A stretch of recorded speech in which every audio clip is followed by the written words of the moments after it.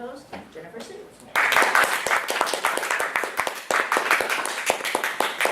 Is everyone familiar with AirBNB? It's basically an online platform for reserving accommodations when you're traveling. So a private homeowner can list a property and you can go on their website. You can get lost there for hours and hours. There's so many properties you can stay in, anywhere from a room in a house, or rent a whole house, or somebody's garage, or somebody's basement, or an RV in the backyard, or even a hammock. You name it, you can find it on AirBNB. Let me just give you some background, though, about why I chose to talk about being an AirBNB host. About a year ago, May 1st last year, actually, my husband bought a property to remodel and flip. And it had been vacant for 14 years. It was really, really bad condition, and it ended up being a much bigger project than he anticipated. But he finally basically finished it. The house looks wonderful, the inside's wonderful, the house itself looks good on the outside. He still just has to work on the yard and putting a deck in and fixing the garage roof. So while he was beginning to fix the property, he couldn't live in it. He didn't have electricity or working plumbing yet. So he stayed at a few Airbnbs in town, and he really enjoyed the experience. So he decided this has been kind of costing a lot of money, more than he anticipated. So in these last months, as he finishes up, he decided to do Airbnb. So he's been doing it for about 4 weeks. And I thought I would do a little research and find some interesting stories about being an Airbnb host to prepare him. So I'm going to share some entertaining things that I found out and told him about. So far, though, he's had only good guests, so knock on wood that continues. So the first story is about this older gentleman named Ken. And the host, who was hosting him in England, didn't realize that he was in his 80s. And so he calls the host and says, "I'm here." And the host goes out to meet him, and he needs a walker. And he never said anything that he has a disability. And Ken had booked an upstairs room. He was staying for 5 weeks. He had all this luggage, so the host had to take everything upstairs, and it was hard getting him up the stairs. But he was a nice, friendly guy. He had one peculiarity, though. He was staying for 5 weeks, and he was having his groceries delivered, and his host noticed that he really liked peanut butter and jelly. And they found peanut butter jelly jars in the oddest places. One time they found them in a couple bottles on the tank of the toilet, and went to turn on the faucet and pulled the hand away, and it was all sticky with peanut butter and jelly. Doorknobs, along the walls, everywhere. For some reason he was leaving peanut butter and jelly. And one night towards the end of his stay, the host went into the liquor cabinet, and there was peanut butter and jelly smeared on his vodka bottle. And the host confronted him, "Hey, you've been stealing my liquor." And at first Ken denied it, but he showed him the telltale peanut butter and jelly signs, and he couldn't deny it anymore. So Ken bought a very expensive vintage wine and gave it to the host as a gift. And so they parted on good terms.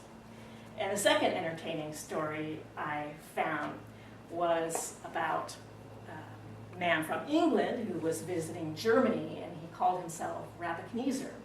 Now, the host thought that maybe this wasn't his actual name, especially since he role-played being a Viking all during his trip.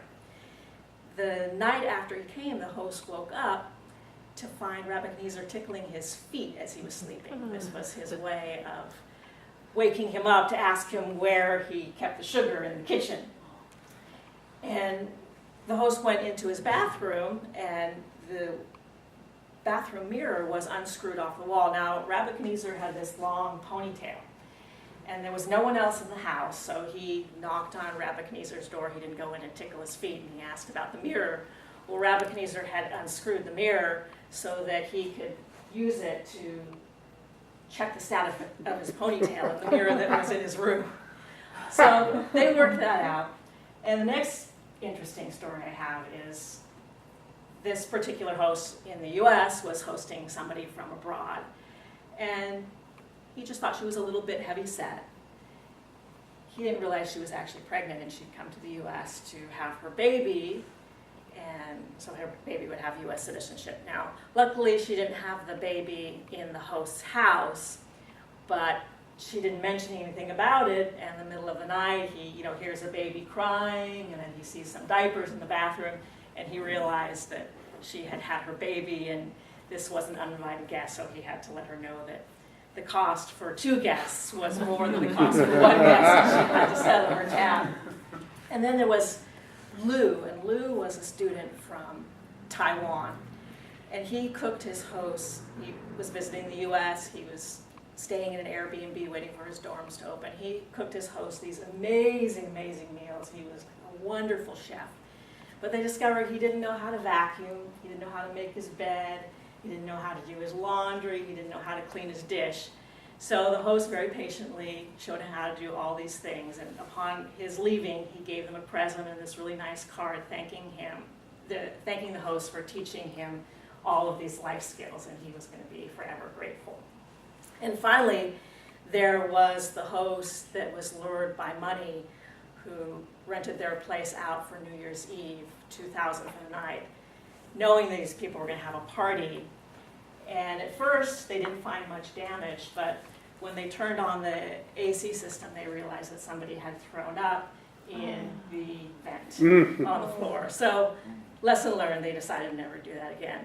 So I've been checking how things have been going with my husband, and so far he's had great guests, but he called me the other evening. He said, "Honey, you won't believe what happened." And I said, "What happened?"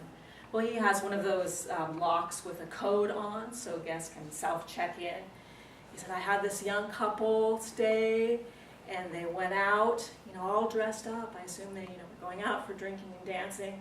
And like 1 a.m., I hear this beep, beep, beep, beep, beep, beep on the door. And I'm like, oh, I don't want to wake up." But it continues, like 10 minutes, beep, beep, beep, beep. Well, he figured they must have maybe drank too much and lost the code. So he goes downstairs, and he opens the door, and who is it there? It's his dog. Like the dog in your joke, pressing the keypad, wanting to check in to the Airbnb instead of sleep in the backyard.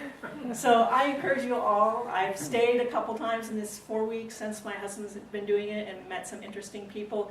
If you're taking your father to travel on Father's Day, maybe try Airbnb instead of your traditional hotel, and might meet some interesting travelers and interesting hosts, and not have such a touristy experience. You might have an experience where you learn the lay of the land a little better. Thank you.